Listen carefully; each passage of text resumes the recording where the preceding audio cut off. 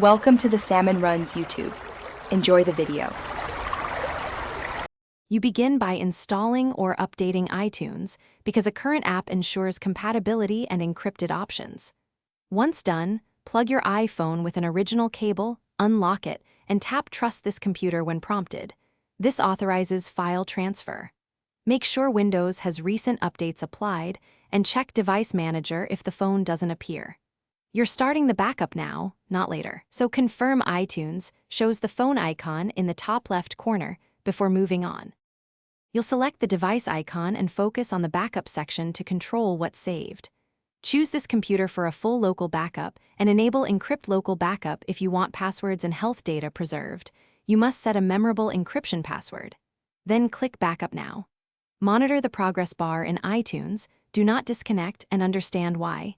Interrupting risks a partial backup. If files are large, allow extra minutes. Keep laptop awake and plugged in. After the progress stops, check the latest backup timestamp in iTunes to verify success. This proves an intact copy exists. If you want redundancy, navigate to the Mobile Sync Backup folder and copy the newest folder to an external drive. Once done, eject the device from iTunes and disconnect. If something goes wrong, iTunes won't detect the phone or backup fails.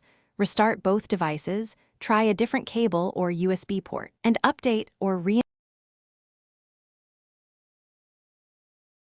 Thanks for watching. Consider subscribing if we helped you.